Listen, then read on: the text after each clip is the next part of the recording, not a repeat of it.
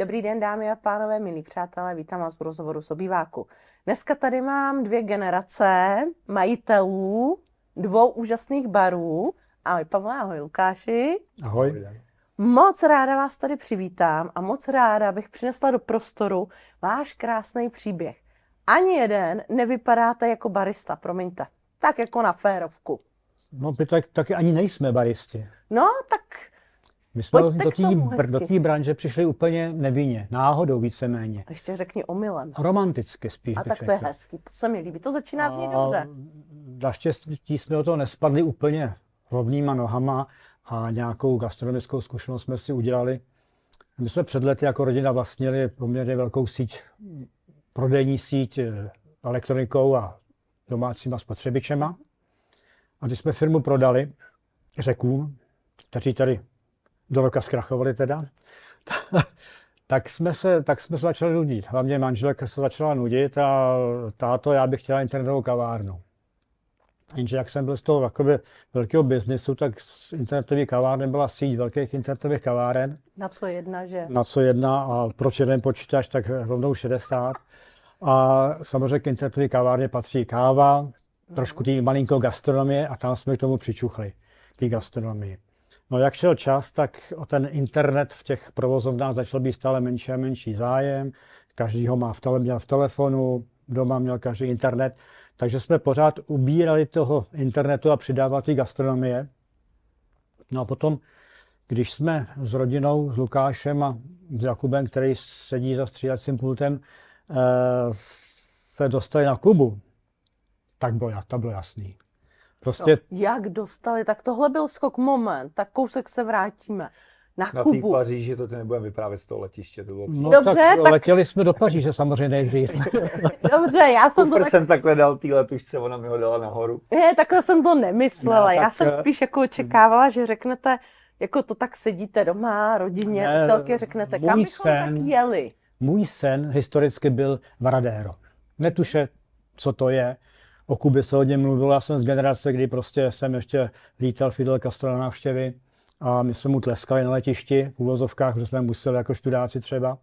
Tak pro mě sen byl Varadero. A pořád jsem jako o tom mluvil. No tak to uzrálo, rodina se rozhodla, pojďte, poletíme na Kubu. A mě to samozřejmě taky lákalo velice, to jako v tom věku mě bylo nějakých 22 mi bylo. Takže loni myslíš, jo? No asi tak před 14 dny a takže když jsme na tu Kubu dorazili, tak samozřejmě velký wow, ohromný halo, ta atmosféra, ten ostrov je úžasný, co se týče architektury, Havana, bomba. Na Varaderu jsme vlastně byli akorát asi tak 2 hodiny. Ano, Varadero bylo samozřejmě velké zklamání. Jedno z mála zklamání bylo samozřejmě Varadero. Tak velký očekávání, velký zklamání, to je jednoduchý. Přesně tak na tom Varaderu bylo krásně, akorát to, že máme spoustu fotek tam odtať, protože Kuba fotí a tak to bylo asi jediný hezký na tom Varaderu, ale jinak ten zážitek z Kuby byl fantastický. Z každého rohu, z každé hospůdky se ozývá hudba. Všude oni se vlní, tančí. Takže jste si do krve natáhli tu atmosféru? Přesně, takhle? to člověka nenechá klidným. Já jsem teda spíš takovej umírněný člověk, opatrnej, ale prostě to na mě tak zapůsobilo, že už po cestě zpátky v letadle jsme říkali, hele, tohle musíme přinést do Prahy, tu atmosféru. Přesně tak, přinést tu atmosféru do Prahy. To byl první vlastně myšlenka. No a Sítku, jak se takhle atmosféra přenáší třeba? Hlavně. To je to, co se ti dostane do tebe, se to dostane. Tak to tady teďka jako rozprostří. No a potom jsme hledali nebytový prostory, což bylo celkem složitý najít nebytovky tak, aby to nějakým způsobem trošku s tím Karibikem mělo něco společného. První provozovnu jsme otevřeli, já jsem tam předělával se svým kamarádem pult, dělal jsem tesaře, zedníka. Práce všeho druhu. Ferda Mravenec, nebo já říkám školník. No a potom, když jsme ten bar otevřeli za pomocí Pernod Ricard, Francouzů, kteří nám hodně fandili, tak jsme byli spokojení. Najednou jsme byli v tom, Z těch nás se ta atmosféra přenesla do toho hardwareu, do nabídky, do všeho, co jsme tam jako vlastně bylo zapotřebí zajistit. Nebylo by hanbou říct, který byl ten bar první? Určitě. Bylo to La Casa de la Habana Vieja v Opatovické ulici. Skoro 15,5 roku zpátky. Skoro 16 let, ale jak říkáš. A o tom, že ta atmosféra opravdu odpovídá té Kubě, nebo té Havaně, svědčí to, že nám tam před lety hrála velká kubánská kapela, každý čtvrtek a pátek. A ta zpěvačka, která je rodem Kubánka, když tam poprvé přišla na ty schody, tak se zastavila a říká, no takováhle nějaká hospoda je v Havaně, ale já si nemůžu vzpomenout kde. No tak to je prostě jasný. Nejlepší razítko, jaký jste mohli dostat. Přesně. Michelinská hvězda odrodilýho človíčka. Takže to je doklad o tom, že skutečně tu atmosféru, tu náladu jsme nějakým způsobem zachytili a tady ji okopírovali. A to asi nebude jenom nálada. Vy vlastně, protože do okolností o tomhle baru můžu i mluvit já, protože jsem na Vánoce, za což moc děkuju, mohla točit vánoční speciál u vás. Tam je to v každém kousku toho dřeva. Já vůbec nevím, že jsem v Praze, když tam jsem. To je úžasný. Ale to není jenom, jako vy to pořád někam posouváte, pořád něco. To znamená, vy pořád jezdíte na Kubu a něco, někoho, nějak tam přivážíte. Jak jako udržujete ten tok? Je to jedna věc je ta atmosféra, o které mluvil táta, a ten interiér, který samozřejmě je důležitý k nějaký jako náladě, to je jasný. Na druhou stranu nutno říct, že ta nabídka úplně nekoresponduje s tím, co se na Kubě děje. Díky bohu. Protože kubánská gastronomie řekněme, její vývoj se zastavil někdy v 30., 40., 50. letech a děje se tam pořád to stejný a záleží, jak moc turistický oblasti zrovna seš nebo nejseš. To znamená, bylo potřeba naplnit to nabídkou. A tady je asi nutno říct. Já bych chtěl jenom doplnit, jak funguje ta kubánská gastronomie. Já vždycky říkám, nejhorší kubánský koktejly jsou na Kubě. Bohužel to tak je. Jako tam samozřejmě, když si člověk sedne na hlavně třeba na Plaza del Catedrále a dá se nám El Presidente, no tak to je úžasná, ale ten koktejl stojí za bačku. Ano, sám o sobě ten koktejl, když bys ho vytrhla z té atmosféry, tak vlastně není udělaný dobře. Nejdu za tím koktejlem, jdu za tou atmosférou a vy jste to chtěli mít obojí perfektní. Přesně tak. To znamená, díky bohu, nebo jsme se dohodli, najali, otázka, jak to vezmeme jako profesionálna, už v té době profesionálna oboru, kluka, který nám trošku řekl, jakým způsobem koktejlový bar funguje, protože opravdu to byl první koktejlový bar, který jsme otevřeli. A vlastně za jeho pomoci jsme jako pochopili, jak by to asi jako mělo fungovat, že to, co přesně na té Kubě vlastně jsme dostávali, že to jako nebylo v pořádku, že je potřeba dodržovat nějaký standardy, že to všechno má nějaký pravidla, že koktejlový bar musí mít svůj systém a tak dál. To znamená, řekněme, pár měsíců jsem mu já třeba jako běhal za zadkem, koukal jsem co a jak, chodili jsme vzít tréninky, semináře a vlastně jsem to do sebe společně s rodinou dostal a s tím týmem, kterým jsme tam začínali. No a ten moment se to tak nějak začalo jako stupňovat, že jsme mít zájem, chtěli jsme se víc prohlubovat a stát se většími odborníky gastronomickýma. No a... Taky skočím do řeči. Myslím, že jsme měli i výhodu, že jsme nepřišli z gastronomie. Čili my jsme ty informace, co jsme přijímali z toho gastronomického oboru, vnímali na plný pecky. A další výhoda je, že jsme přišli z velkého biznisu, kde musí být řád, kde na všechno musí být harmonogramy, všechno musí být v tabulkách, jo. Takže to byla zase moje slabost. Nicméně, myslím, že jsme zase přinesli my do gastronomie tohle naše know-how z toho velkého biznisu, z toho prodeje elektroniky. A takže celkem poměrně rychle jsme se do toho jakoby napasovali, do toho gastronomického oboru, té branže. Samozřejmě za začátku jsme měli velký problémy, protože nás spousta těch kluků z těch barů a i majitelů vnímalo jako takový ty přivandrovalce, to nechtěné, hele, oni mají peníze, otevřeli se bar, to se zrav, jak jim to dlouho vydrží. No naštěstí nám to vydrželo a dokonce i my jsme pro tu barovou scénu pražskou a českou přinesli spoustu nových myšlenek. Dělali jsme třeba každý měsíc setkání barmanů. Prostě bylo potřeba pro ně vymyslet program ty praští barmani, kteří měli zájem, a nejen praští, chodili, my jsme měli pro ně představy nějakých nových produktů. Něco jako školení?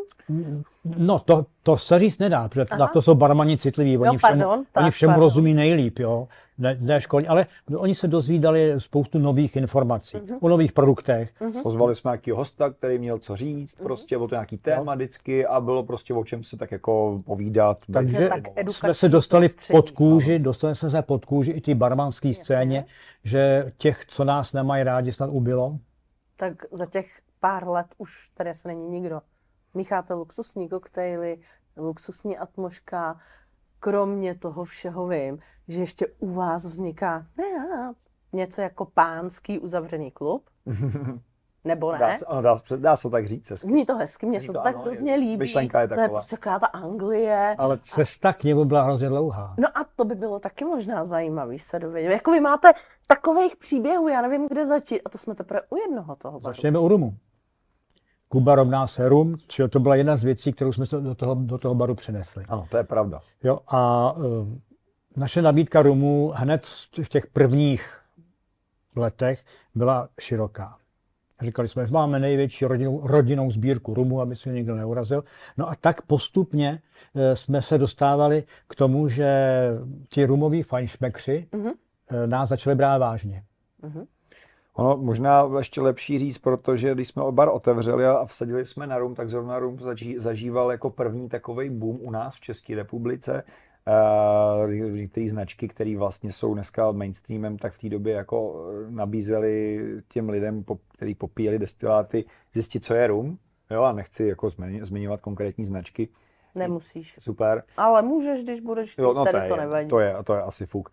To znamená, my jsme se na tom vlastně svezli a to je jedna jako z věcí, které si myslím, že jsme udělali hrozně dobře, protože už, ano, jak říkal táta, od začátku jsme měli zajímavou sbírku a profilovali jsme se tím, že u nás může někdo zažít rumový zážitek. A můžu se jenom zeptat, tohle to mě jenom zajímá jako exaktně.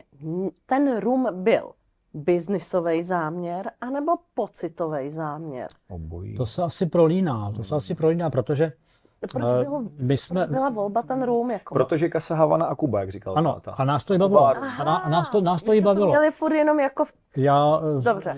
třeba za to táče se tady byl tu zemák takzvaný, takže rum jsem neznal. A postupně jsem se k němu taky dopracovával a začal mě ohromně bavit. Takže to byl ten důvod. A druhá věc byla to, že rum byl skutečně na vzestupu. On prožívá různý takový peripetie vývojový, ale rum byl na vzestupu. A to, že nás to opravdu bavilo, svědčilo o tom, že když jsme byli třeba potom podruhé na Kubě, tak jsme objížděli místa, o kterých jsme věděli, že by tam mohla být nějaká zajímavá láhev. Jak jako věděli, to jako takhle na internetu si řekli, hledám zajímavou láhev. Je to místo, které je mimo civilizaci a je tam bar. No tak se tam pojďte podívat. A přijeli jsme třeba... Kontakty nějaký nám přijeli jsme třeba... Maria, no, to je jedno. Do takového malinko zapomněto městečka, sedli jsme si do baru. Bar byl o tom, že tam jsem byl akorát my 4 nebo 6, co nás tam bylo. A tam nahoře na baru stála lahev. Říkám, co to je? Tak jsme se snažili tu barmánku donutit, aby nám ji ukázala. A ne, to je vysoko, tam já nedosáhnu. Aha. Říkám, no tak někdo ji přece musí sundat. Ne, tu už 2-3 roky nikdo nesundával. No tak jsme ji přemluvili, že jsme si udělali stoličku a kolega tam vylezl, lahev popadl. Myslím, že to bylo Bucanero, tuším, tam zrovna třeba rum, firma, která už neexistuje, leta neexistuje. A byla tam ne 2 a 3 roky, ale bylo tam třeba 10 nebo 15 let. Jo, a byla furt zavřená. Ne, tahle ne. A pak jsme zjistili jiná, která byla zavřená, ale takových tam bylo víc a vlastně jsme potom jako říkali, a co ještě tam vlastně kde máte? A můžeme si z toho něco dát? No jasně, panák stojí. No my chceme celou jako láhev, že si koupíme. Tak bylo jako, že jo, to nikdo. Tady nikdo. Takže my jsme takhle začali potom, jak člověk objíždí svět, ten Karibik, tak jsme se začali vozit, my jsme tomu říkali rarity, raritní lahve. Lahve, který nikdo neznal, nebo byla tam půlka jenom té lahve, protože destilérka už třeba 30 let neexistuje. Jasně. A třeba na té Kubě, když jsme tam byli po XT, tak jsme, že objedeme ty destilérky, teď přijedete někam někam do nějakého městečka, kde má být destilérka, lihovár a hned cukrovára a zjistíte, že tam ze zimy kouká por z ohybaných trubek a rozlámaný panely. A zjistíte, tak to je opravdu rarita, když mám tenhle rum, tak je jasný, že už ho nikdo jiný nikde nevyrobí.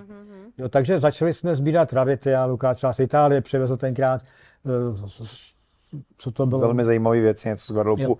Tenkrát ještě, když bude dneska samozřejmě ta rumová komunita, který se dostaneme jako úplně jinde. Takže dá se říct, že my jsme byli jedni z těch pionýrů, kdo tyhle jako kraviny s rumem dělali. A neznali jsme nějaký zákonitosti a ani moc nebylo, kde si od těch lahvích třeba něco moc přečíst, zjistit, jak moc jsou raritní, jsou fakt hodně raritní, nebo jo. A teď se to samozřejmě jako postupně času vyvíjelo, no dneska už je to ta rumová komunita nafouklá, velká, je to hon vlastně za extrémníma lahvema a český trh je na tom jako hodně jako dobře. Já tě možná ještě opravím, je to ještě těžší. Nový zákon značení lihu nám neumožňuje oficiálně dovážet takhle ty lahve. Samozřejmě. Takže pro domácí potřeby. Takže do domácí sbírky. Takže musíme sehnat někoho, kdo to oficiálně přiveze, kdo to proclí, kdo zaplatí z toho spotřební daň, blablabla. A to je potom problém, když takhle jedna lahve potom přišla na tisíce. Že jo? Takže trošku nám ten zákon o značení lihu zkomplikoval život, ale dá se nějakým způsobem naplnit, nechci to obejít, to bychom se netroufli, to je na kriminál. Ale dá se nějakým způsobem se v tom pohybovat, proploutím. Ale říkám, je to mnohem složitější, než to bylo před tou aférou. Takže už jste takový malý detektivové na rum? Jakože opravdu najdete ty... Jak říkám, dneska se ta komunita posunula a dělá to hromada lidí a jsou lidi, kteří opravdu mají ty kontakty dlouhý. A jak táta teď vysvětloval, my nemůžeme využít všechny tyto kontakty, protože přece jenom jsme podnik. Ale jo, i tak se to dá říct. I tak člověk musí vědět, co kde vychází, domluvit se třeba s distributorem, který by to tady v Čechách mohl mít, aby mi tu láhev rezervoval do baru a tak dále. Takže se pořád učíte, pořád zjišťujete, neustále, pořád novinky, to samozřejmě. Pořád se udržujete. Vůbec jsme nebyli všude, kde se vyrábí rum na světě, takže pořád se... Já jsem říkal, že ten rum prožívá různý peripetie vývojový a to se týče jako jeho obliby a obliby konkrétního typu rumu. Takže my musíme i tohleto nějakým způsobem tu křivku pokrývat, stítí, jo, když se v 90. a začátkem nového tisíciletí začaly pít sladký rumy, no ta doba už je dávno pryč, dneska lidi vyžadují něco jiného, samozřejmě už to není o těch objemech, ale je to zase o těch specifikách, jo. Takže je to trošku detektivní práce. Je?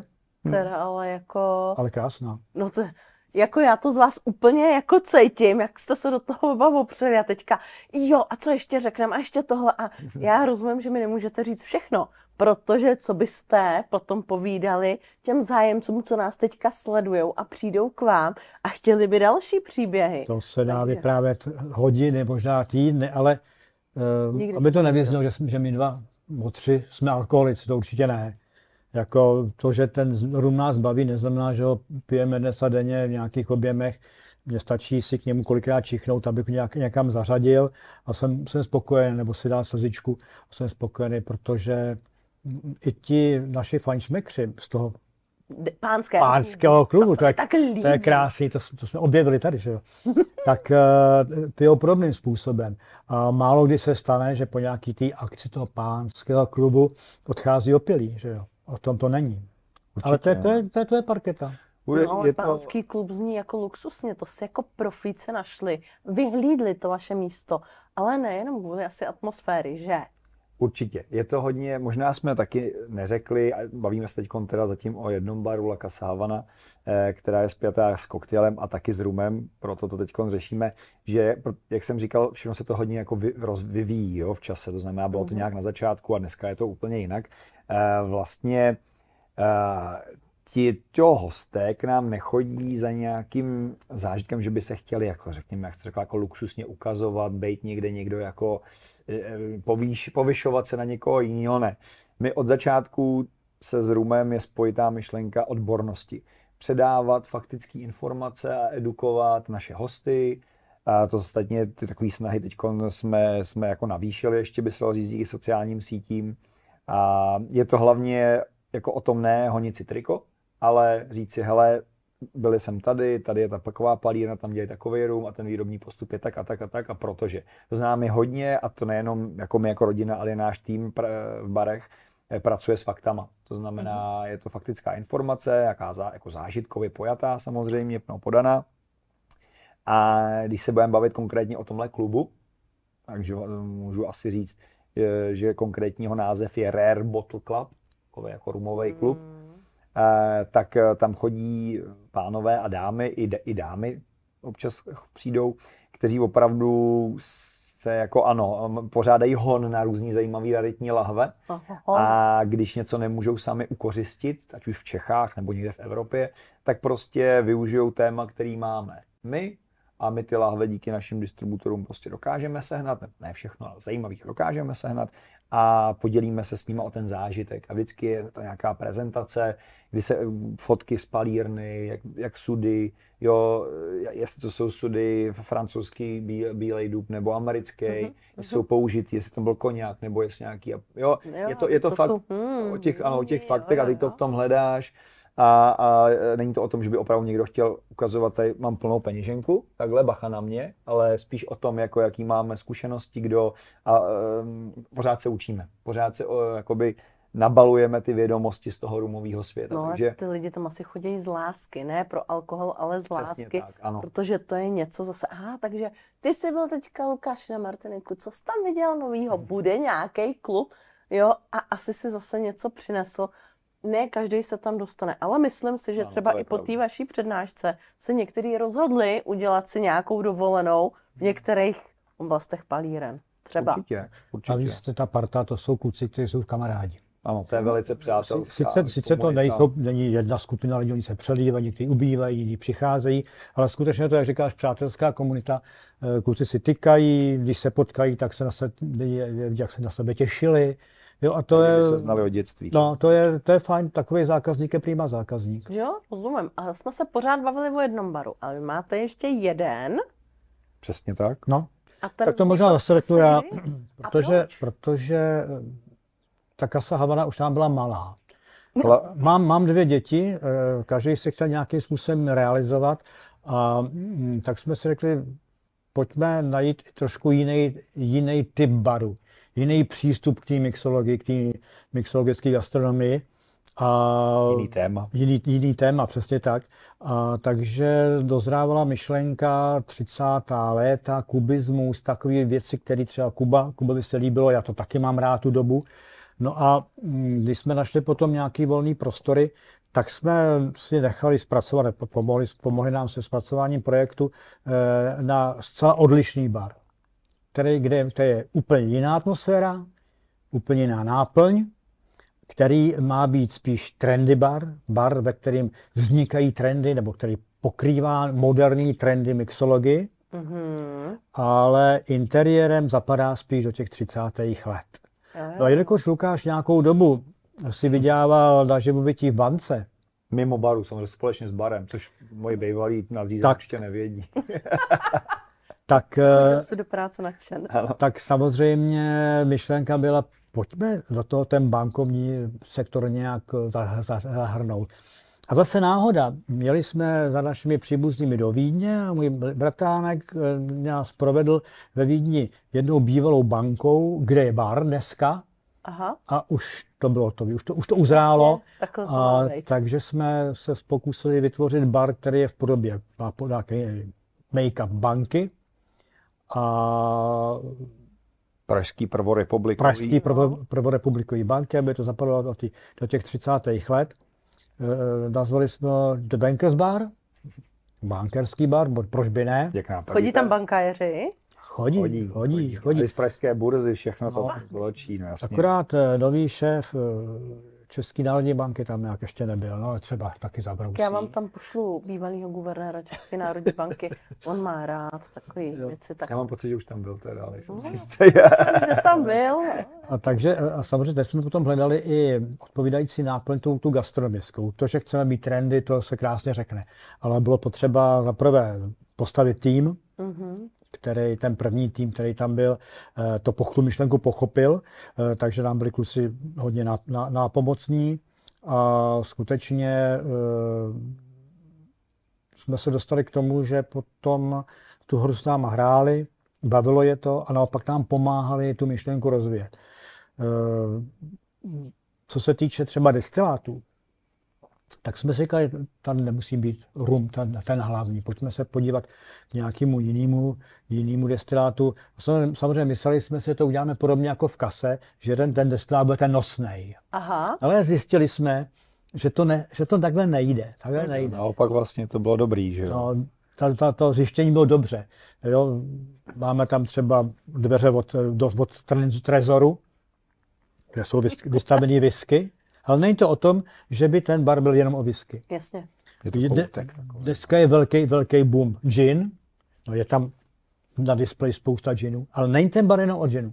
Jo, čili tohle, než jsme s tím měli trošku problém, jak to pojmout, jo, protože to byl úplně jiný přístup než v kase. Trendy. No. To mě to slovo tak jako trošku bych řekla dráží. Tak já to možná vysvětlím, jakoby, jak je to z pohledu té jako nabídky, nebo proč to takhle bylo. Protože vlastně táteře Casa Havana nám byla malá a možná by to chtěla jako dovysvětlit. Proč? Protože přesně my jsme, jak jsme rostli odborně, ty první 5, 6 třeba let, tak jsme začali jakoby cestovat po světě, ale jsme jak nám docházet, jak ten barový svět funguje a co vlastně bylo fajn zkusit jako v Casa Havana. No ale, a bylo to samozřejmě destiláty, jak říkal táta, před lety vylítl gin najednou, nebo třeba v Americe před pár lety mezcal, tequila, co oliva. No a my jsme chtěli ty trendy už projevovat v Casa Havana, nebo tam taky se snažíme ty trendy nějakým způsobem zohledňovat. Ale furt je to o tom, že nás lidi berou jako rumovej bar zejména. A tlačit tam prostě ginový menu. Tak si potrhneme židli. Nedává to smysl. Tak jsme řekli, potřebujeme právě ještě jako jiný hřiště, jo, jinýho mladšího bráchu. Je nám to malý, aby jsme mohli míchat z jiných alkoholů. Přesně tak, ano, řekla jsi to úplně přesně.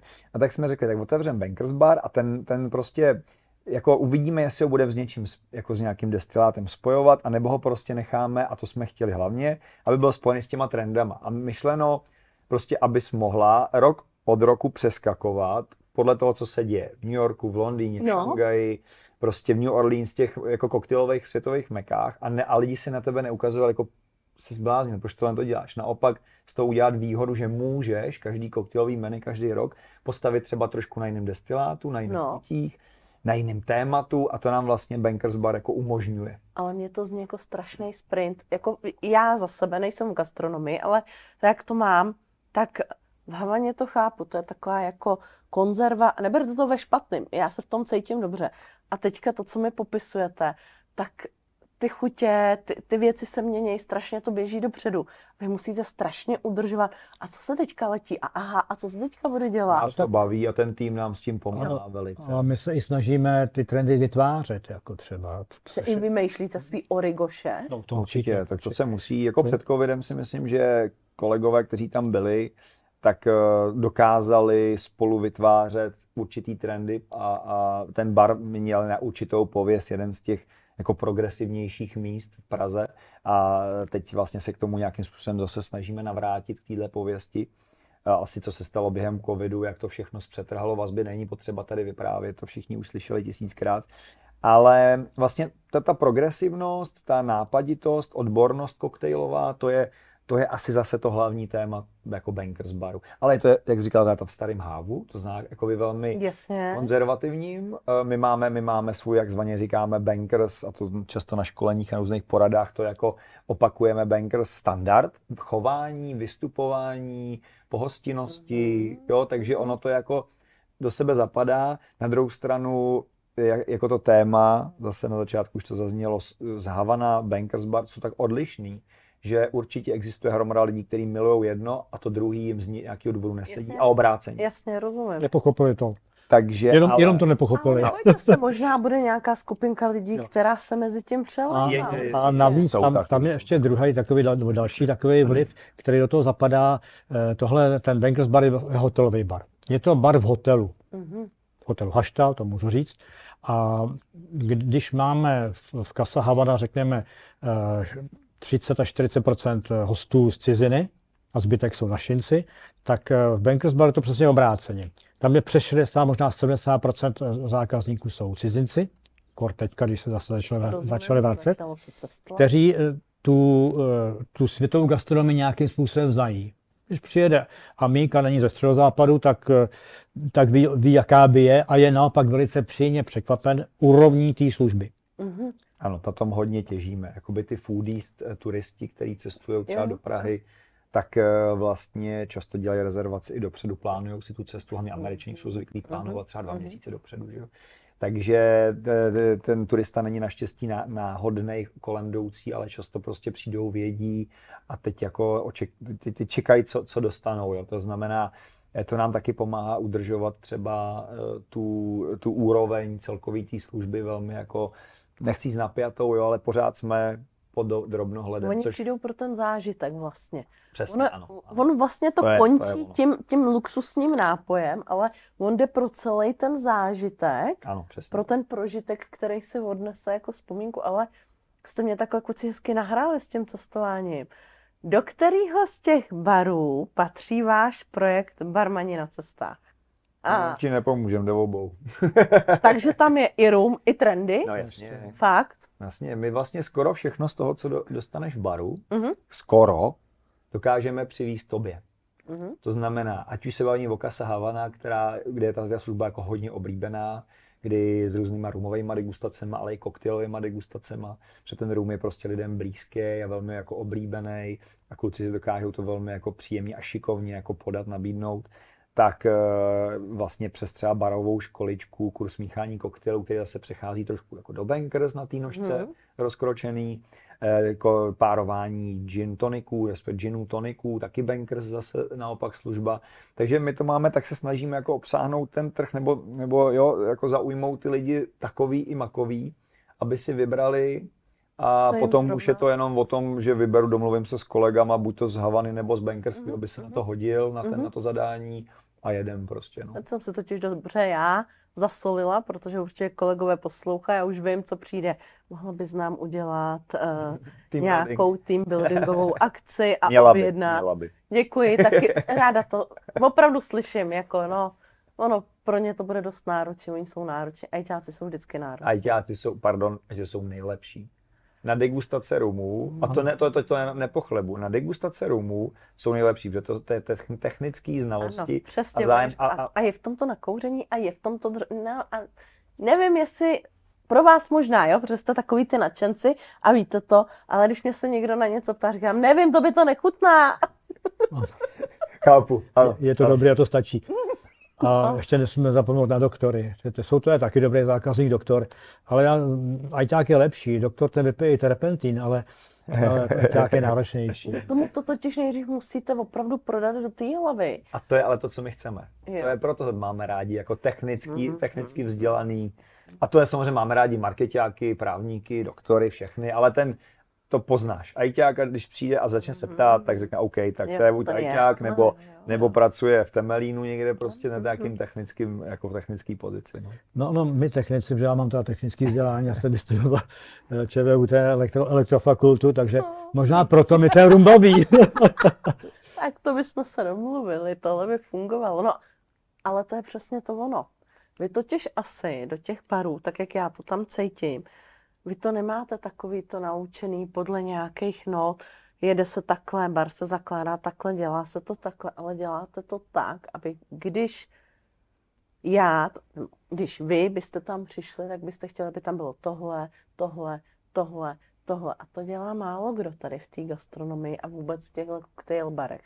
Jo, že prostě vy si to šijete, jako kdyby vy jste byli sami zákazník. A to je v tom strašně cítit. A strašně ale je vidět, že na to koukáš s otevřenýma očima. My jsme zrovna odbočím, měli jsme včera schůzku v Bankers baru, protože jsme byli s něčím nespokojení, s úklidem třeba. A tak já říkám, vlezte do toho baru a teď se dívejte očima zákazníka, ne svýma barmanskýma. Co ten zákazník může vidět, že tamhle je prach, tamhle roh není uklizený, prostě to je ono, ano. Je potřeba vidět ten bar z té druhé strany.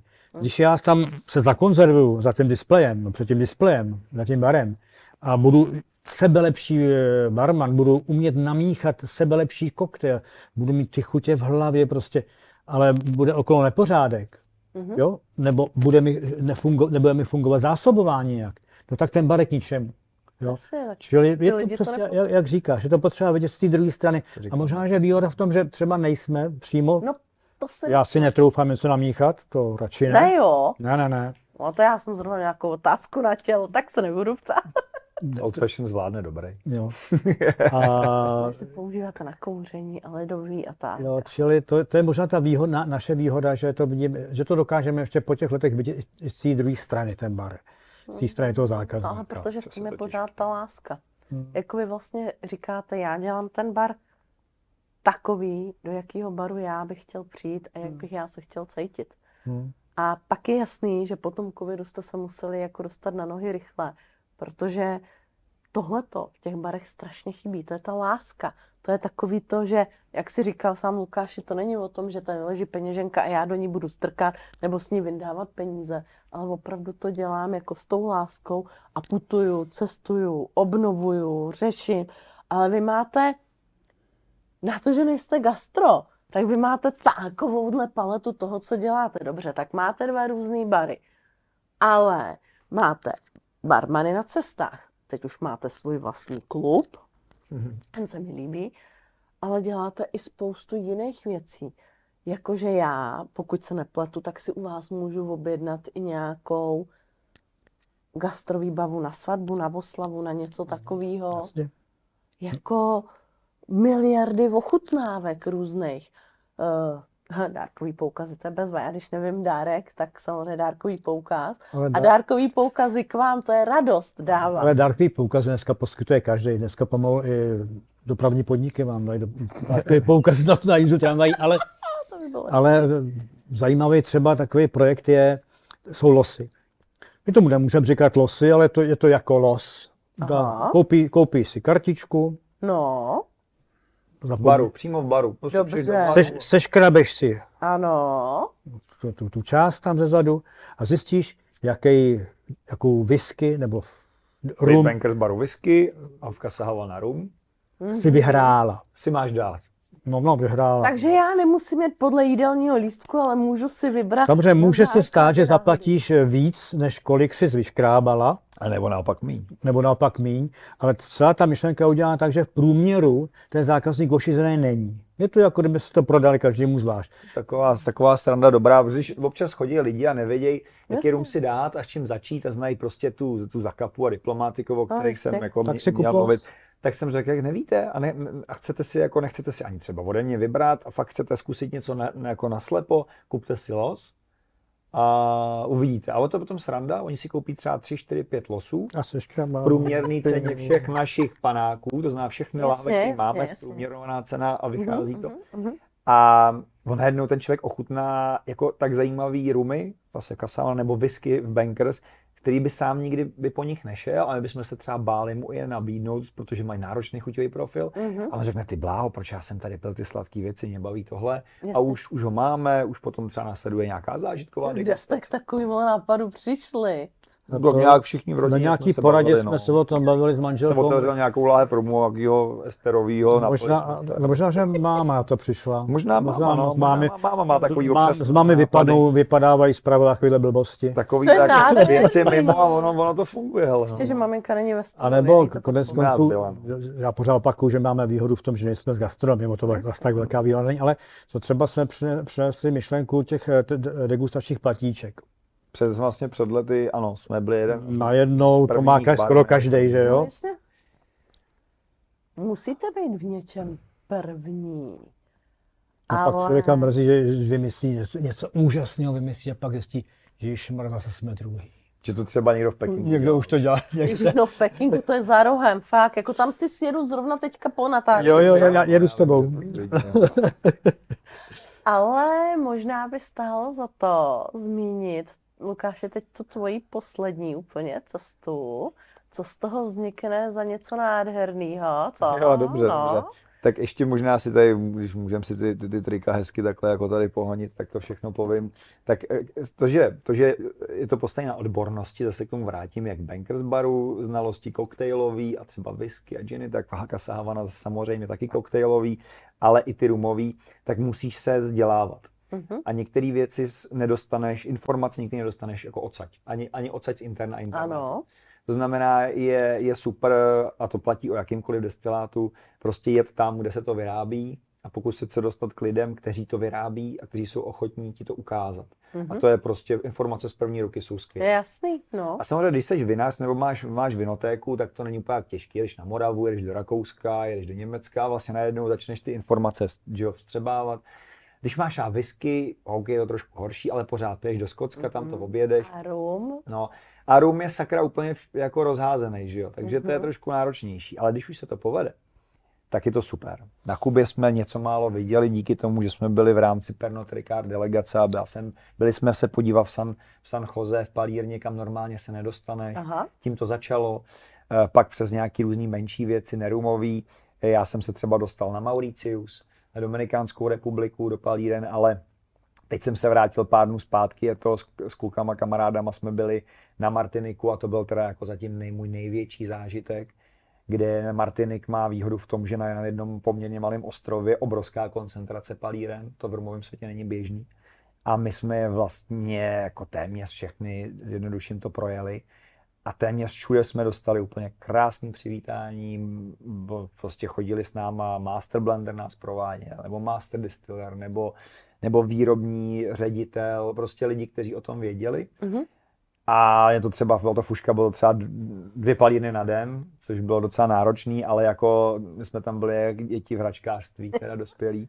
Takže my jsme to hltali, máme záznamy o tom, video, fotky, já jsem si jak šprt zapisoval v každý slovo, co říkal. A v ten moment zjistí, že zase že to všechno nevíš, že zase vím, že nic nevím, takzvaně, a že to musíš opravovat ty svoje třeba zápisky, vědomosti, naštěstí třeba jenom detaily. Prožitky, detaily. Ano, no a samozřejmě k čemu, na co si asi narážíš, tak to určitě vyústí v nějaký jako veřejný degustace, nebo veřejný, neúplně veřejný, protože o to vypadá, že díky bohu je nejenom teda kvůli mě, ale i kvůli klukům, kteří se mnou byli, obrovský zájem. V rámci toho klubu, toho pánského klubu. Pánsko-dámského jsme slyšeli. Ano, nebo rare, nebo ať je to rare bottle club, no prostě tyhle rumové komunity, mně se jako líbí říkat tomu komunita. A jeden bude právě na konci dubna 29., což se jako nestíháme v rámci tady dnešního natáčení, ale určitě můžeme říct, že ho zopakujeme někdy v průběhu června a rádi doplníme tedy ano, a pod video já doplním, kde se můžete, přátelé, objednat, abyste o tyhle ty skvělé zážitky nepřišli. Přesně, budete ochutnávat i budeme ochutnávat zajímavý rumy, netradiční věci, které opravdu není jednoduchý sehnat, takže i jako ta ochutnávka bude zajímavá, ale hlavně to bude o těch faktech znova. Možná opravdu vypadá neříkejme o faktech. No jasně, jak bude to příběh, jasně, tak budeme ukazovat videa příběh, protože ten ostrov je nádherný, jako jo, já jsem měl nějaké očekávání, ten ostrov to extrémně předčil, protože je to velmi velmi čistý ostrov, jak když člověk srovnává s jinýma, tak opravdu někde byl jako bordel s prominutím, a tady to bylo civilizované, prostě jste v Evropě, jste ve Francii na venkově a kromě toho teda jste v Karibiku, takže jako krásná kombinace, takže i mimo palírny je to nádherné vidět, zelený ostrov je, no a současně i mluvili anglicky ty lidi, takže fakt my jsme nasáli tu atmosféru, bylo to takový jako velmi nenáročný cestování, se tom bavil před chvilkou s bráchou, jak byl na Dominikáně a cestoval s baťuškem, no to jsou prostě vlastně diametrálně odlišné zážitky. Takže úplně v klidu, člověk se nemusí bát. No a budeme na té degustaci všechny tyhle naše prožitky nějak na ty lidi přenášet a samozřejmě ukážeme jim videa, ukážeme jim fotky z výroby. Jo. Zrovna byla sezóna, byla sklizeň, takže my jsme viděli prostě kompletně tu výrobu. Šli jste si máknout? No, vlastně v jedné palírně jsme pomáhali, v jedné maličký jsme pomáhali ze srandy klukům, protože měli ruční lis, ale jinak to jsou jako obří, ta produkce je velká, takže tam jsme museli helmy, nosit ochranný brýle a byli jsme rádi, že nás tak mezi se vzali. Ale takže i to jsme si mohli pěkně osát. No a pak samozřejmě i ta ochutnávka a pak ty fakta, protože ty data o té výrobě, jaký sudy používají, jaká je rozdílná destilace tam a jaký jsou, jako vlastně proč ten rum chutná jinak, vzhledem k tomu, jak se vyrábí, tak tohle všechno tam budeme ale je to jedna lokalita, jenom já to nechci tady rozebírat, abych ti ušetřila, jenom si tam přijďte, jenom si říkal, že vlastně ten ostrov je plnej těch palíren.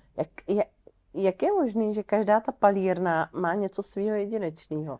nějaký Protože svůj se musí odpis. obchodně odlišit. Myslím, že to je dané i historicky. A je to protože samozřejmě ty část. palírny vznikaly každá v nějaké jiné době, jiný majitel měl jiný přístup k tomu a něco se zdědilo z té historie při té výrobě.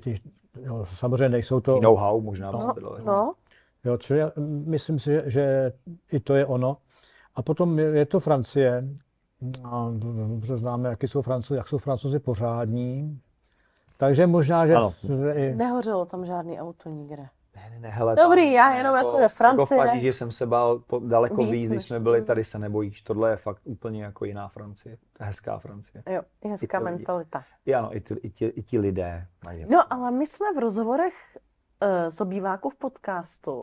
A ty nejsi úplně nováčkem v podcastech. Sám o sobě natáčíš, já to musím prásknout. Jak jsi se dostal například k natáčení vlastně vánočních rumových kalendářů? Vlastně ke každému rumu krásný příběh. To bylo úžasný, tak jako to jsi tak jako seděl, říkal si, nevím, co bych dál, ještě dneska udělal rumový kalendář. Ne, tak to nebylo. No, jako... tak nějaký příběh byl by... Prostě na rodinný poradě jsme byli a naši říkali, hele, se flákáš v té práci, měl by začít něco dělat víc, pak něco vymyslit dalšího. Ne, za to může, jako celkově jsme šli za tím, jak prodat to, co vlastně prodáváme teď. To know-how, který má Lukáš v hlavě, samozřejmě je potřeba prodat nějakým způsobem. A to zázemí, který já zase mám. No. To jako já sám bych tyhle věci, jakože že sám Lukáš tohle v životě bych na to kapacitu nenašel. Nejenom to dělat, ale jako to vymyslet a přijít s tím. Takže jsme tak nějak všichni seděli, v tom teda i jako má prsty brácha, protože řekl brácha, hele... Tam zamávám, brácho, ahoj. No, čau.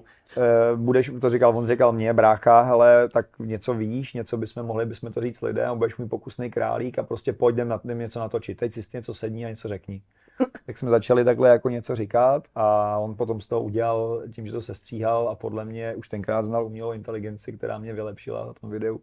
Tak jsme z toho začali jako postupně vypouštět a učili jsme se. Jo? Fakt to, jako teď, jak to, co děláme teď, to je zase vývoj nějaký. Mm-hmm.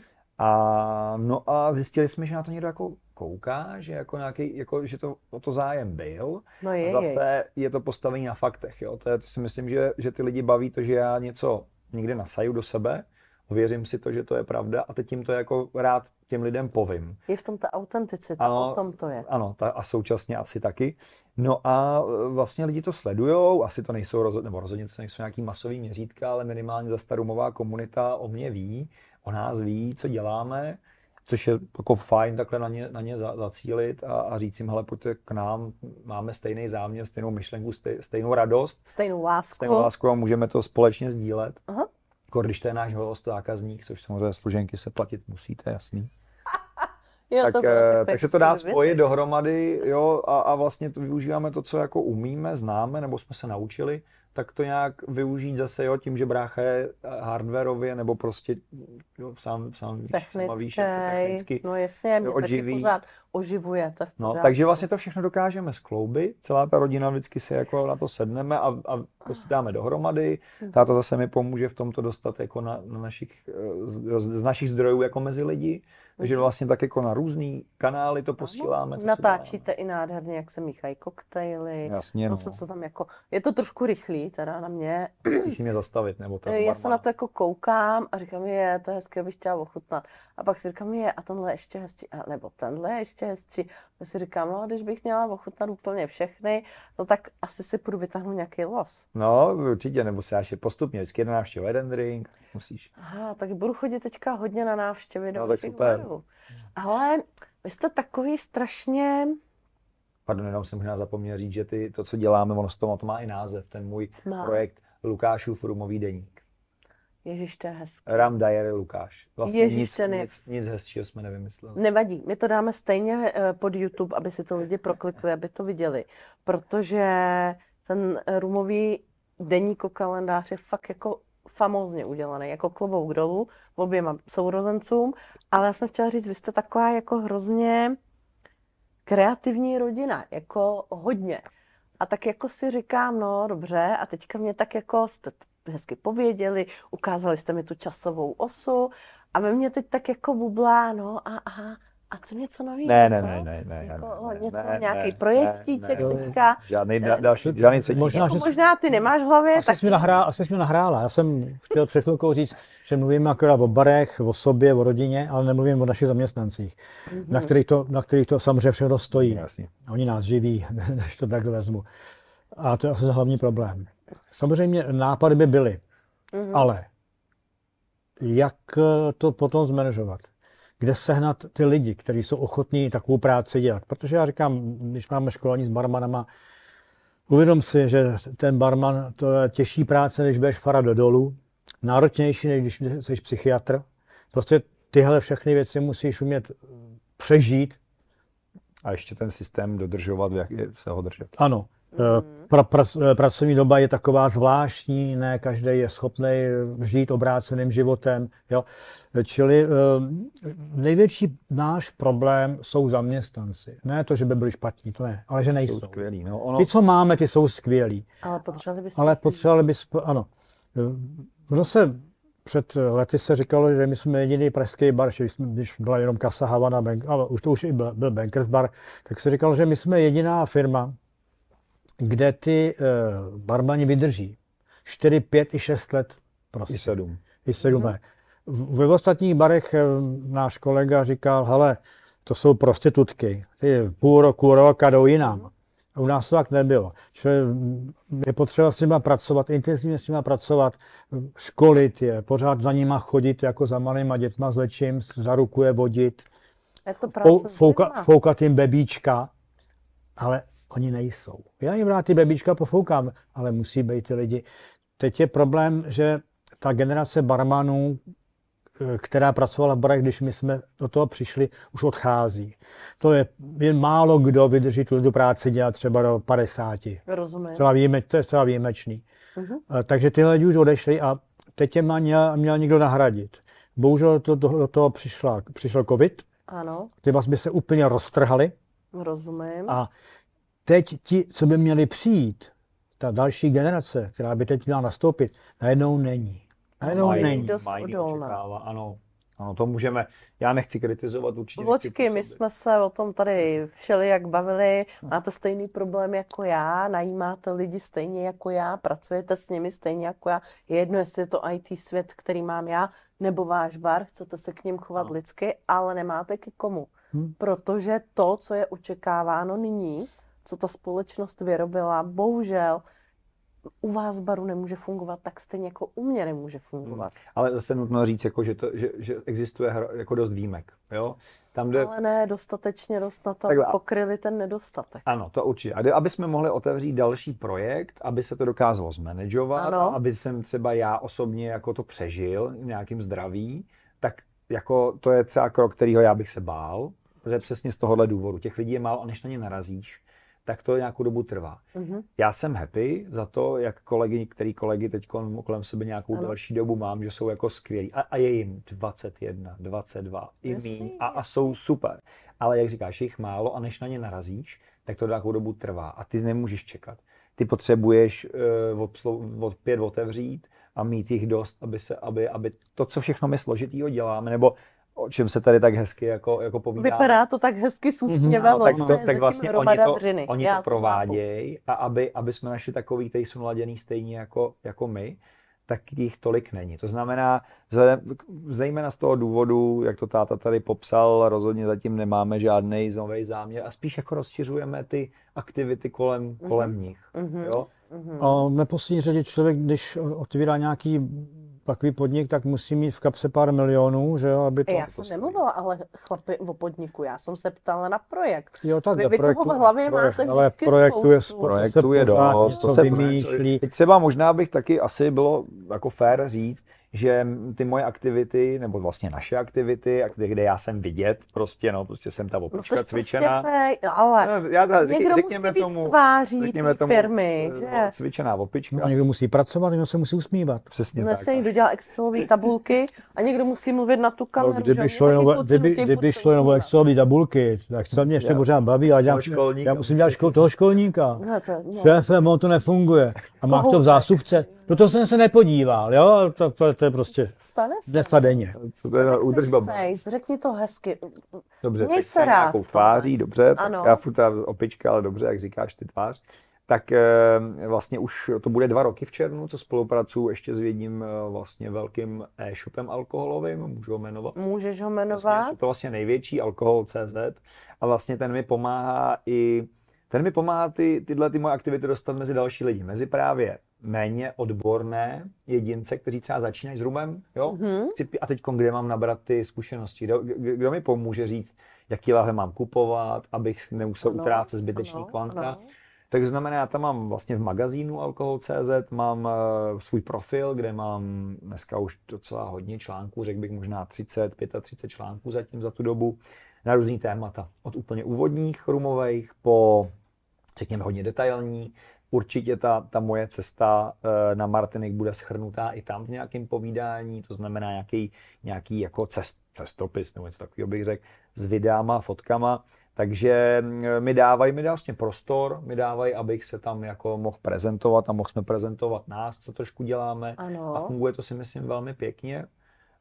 Takže to je další projekt, který vlastně pomáhá tomu celku jako nějak jako vystupovat. Takže když si to najdu, tak bych skrz tvý články dokázala, kdybych byla neznalec rumu, projít tou rumovou kaskádou, která tady teďka je, a jako dokázala bych si jako vybrat a už bych nemusela u vás tahat jako losy, co si dám. A nebo že si přiřeš polivčičku, anebo na našem webu najdeš taky vlastně tolik informací. Jsou i na webu, takže Pardon. My vlastně ta edukace, jako ať rumová, koktejlová nebo i jiná, v tom baru je pro nás důležitá, že chceme, aby hosti nás vnímali, že jako není to jenom se opít, ale i něco se nového dozvědět.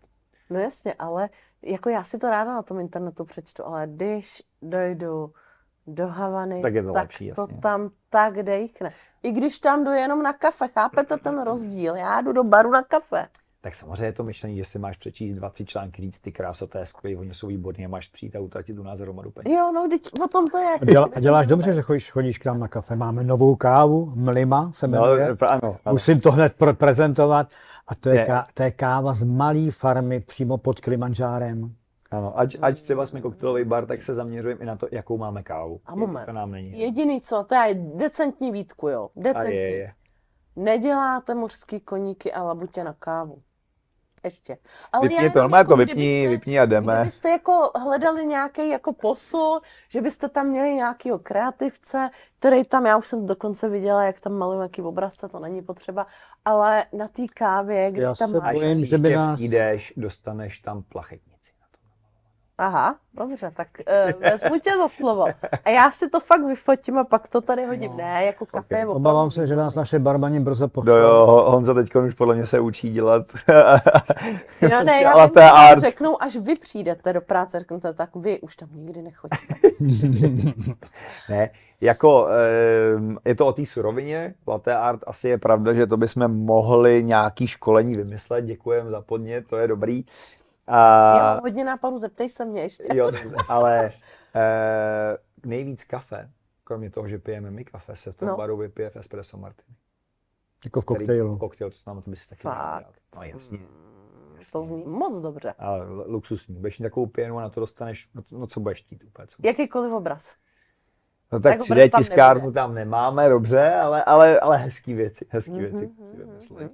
No ne, jako kafe fakt děláte výborný, tak a já si hlavně pamatuju dárek z Vánoc, který byl ten nakouřený koktejl, který jsme tam dělali, tak ten byl jako úplně luxusní. Jakože. Je to taky součást vlastně, my jsme o těch koktejlových trendech, jako my jsme ho trošku jako obskočili tady, že jsme mluvili hodně obecně, ale jasně, tak jako jak v Bankers baru, tak i v Casa Havana je potřeba sledovat ty trendy, které se děje ve světě. A vlastně myšlenka jenom pomáhá nám na to meníčko, který každý rok ho měníme. Každý rok měníme obsah koktejlového menu. Prostě ho úplně takhle vezmeme starý, takhle to vyhodí, hodím to po bráchovi, řeknu, tak si to vem, udělal jsi to hezky, tu grafiku, a budeš udělat novou dneska, zase letos. A vlastně tam třeba jenom 8 koktejlů, 8 koktejlů, to znamená lidi, kteří nejsou zvyklí na ten typ služby, tak jsou překvapení. ale pak když zjistí, že jsme jim schopni mimo to meníčko udělat prostě jakýkoliv drink na jejich přání, že nám dají zadání, chci gin, whisky, rum, sladký, kyselý, hořký, krátký, dlouhý, ovoce, bylinky, tak vlastně my jim to splníme, takže jsme takový předostlý meníčka my. Nebo jakýkoliv klasický koktejl, chceš Negrony, chceš Old Fashioned, chceš El Presidente, nemusíš ho mít na meníčku, ale my ti ho uděláme. Rozumím. Umíme.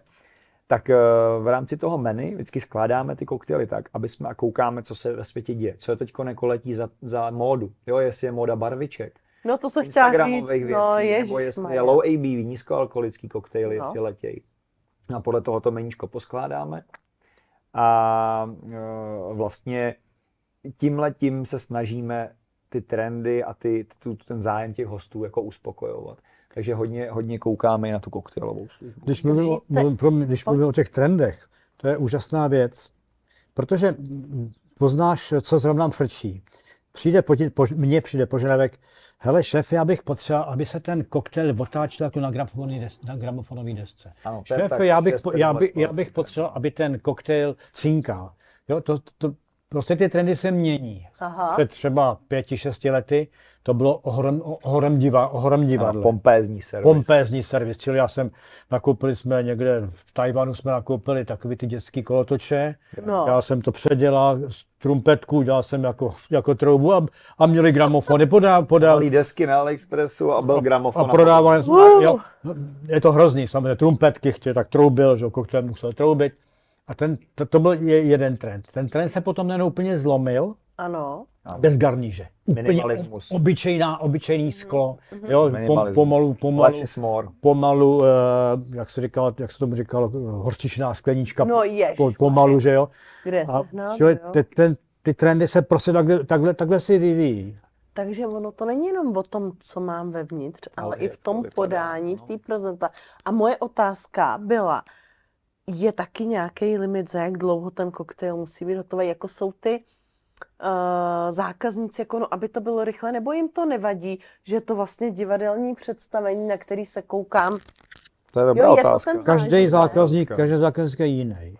A máte to rozdělený v tom meníčku takhle, jakože chcete si dlouho dát to musí, jako, všechno musí být vydaný ve stejné kvalitě, tak jak to má být a samozřejmě rychle. Počítejme, jeden koktejl by neměl trvat asi déle na výdej při objednání víc než 5 minut. Asi pokud teda není plný bar a ty bony se za těma kolegama tam nevýjíždí a nemají šálu, na který se z toho můžou uškrtit.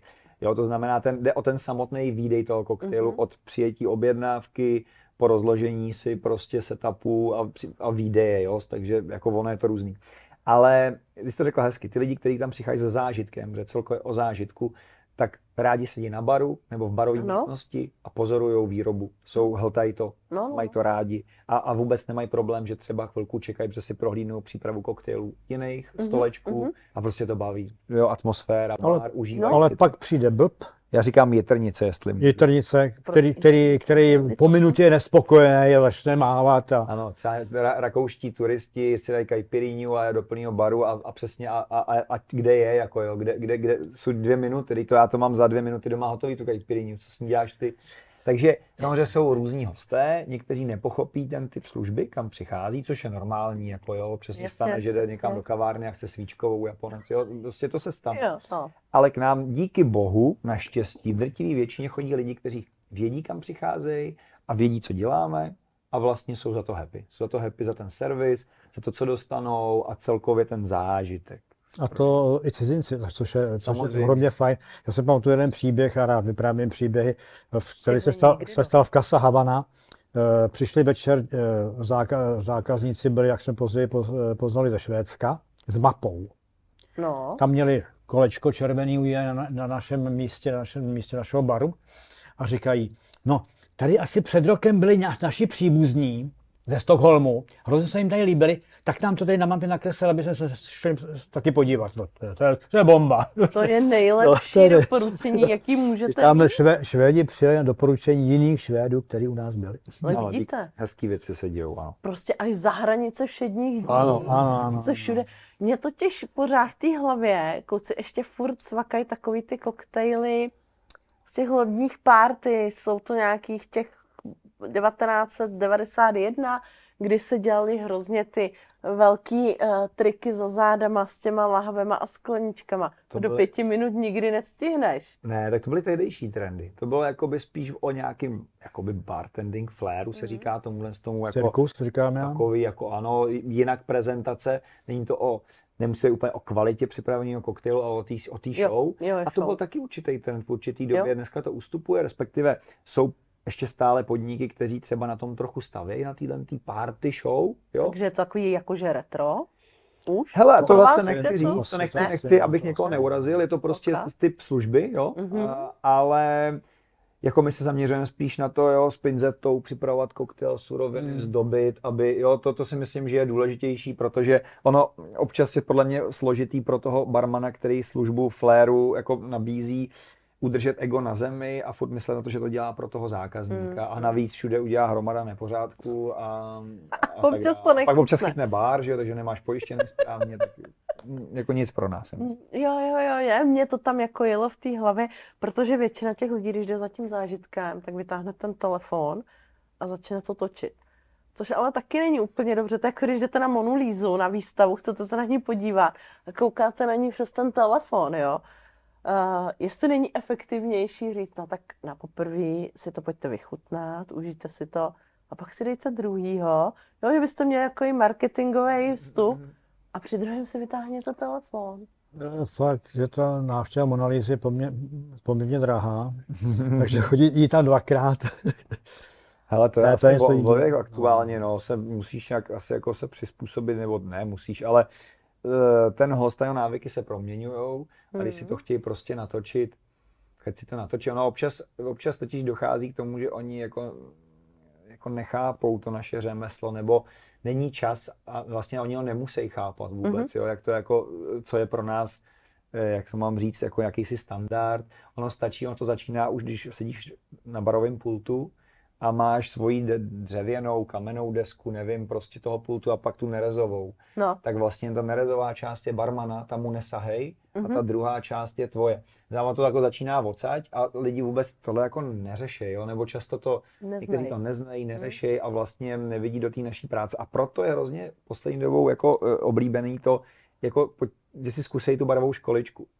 Občas to děláme přímo v baru, při nějakých akcích, večírcích, prostě mám mobilní bar a ty lidi mi instruujeme, jak mají koktejl připravit a vlastně jim ukazujeme nejenom, jak udělat drink, ale jako, jaký je zázemí toho baru, kam si máš dávat lžičku, co s ní máš dělat, co s ní nemáš dělat. A nebo jezdíme takhle ty cateringy dělat i na svatbu nebo na cokoliv a je vtipný pozorovat, tak ty lidi vlastně jsou úplně ztracený.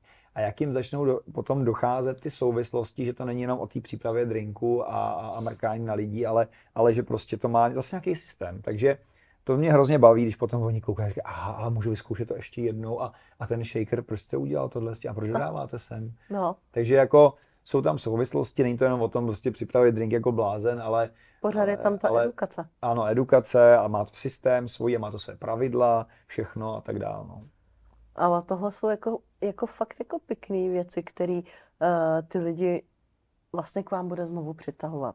Protože podle mě vaše neskutečná výhoda, ano, tak ve spoustě barů někde nějaké vysvětlivky, ale ta vaše edukace v každé úrovni, na každém místě, nakonec vlastně nejsi sám fejsem. Ty barmani vlastně, když to míchají a oni si ho točí, tak jsou fejsem všichni. Jsou hlavním. Nevím, teda tatínek asi s gramofonem se tam moc nedostane. Ne. Tatínek, ale my to vždycky vypráví. Hasí, když něco nefunguje. Oni vždycky všichni všichni kolegové to vysvětlují, že ten gramofon připravoval šéf. Oni říkají, táto mám mě šéf a šéfova. Takže vždycky to dělal šéf přímo jako ručně, takže taky to tam je. Člověk je ješitný, to šéf rád slyším. Tu se podíval do nějakého pražského baru jiného než našeho a skoro v každém najdu někoho, kdo u nás pracoval. Hodně. To je hezký. Šéfe, jak se máte, šéfe? Je to srandovní, ale i příjemný samozřejmě. A to jsou pěkné věci, které člověka jako pořád naplňují a pořád někam. Když se vrátím do té historie, když jsme prodávali elektroniku, tak jsme měli 360 zaměstnanců, to nebylo málo, byli jsme síť po celé republice, tak já jsem všechny ty lidi znal, musel jsem je znát. Že když tamhle v Jablonci se holka rozváděla a její bývalý nebo její manžel byl čuňátko a mlátil, tak přišla za šéfem, abych jí poradil, co s tím má dělat. Takže ten vztah Kontakt šéf tam a musí zaměstnanec musí být v obou straně jakoby příjemný a oni musí vědět, že když mi řeknou šéfe, tak já jim nejen proto, tak jim vyhovím, když zase o něco potřebujou. Prostě, Ano, to se dělá běžně. To je jako jedna z těch součástí, to opatrování těch kolegů. no, pofoukat blbíčko, to je potřeba, no. Ukázat, že jsou členem rodiny. No, No, ano, ano. my jsme rodina. Jak velkou teď máte rodinu v každém tom baru? No, Je nás asi 14, nebo dohromady v obou, nebo v jednom Ne, 14, v druhém 14? Dohromady. Jako ty bary jsou opravdu spíš menšími provozy, to znamená, je to o té kvalitě té služby a vlastně třeba nepřijímáme hosty na stání, to znamená, je to nám osezení a musíme mít čas, takže ty týmy jsou tak jako, řekněme, akorát a asi těch 14 lidí, no, tak jak to je to spočítal asi. momentálně minimální stav, s jakým to lze provozovat.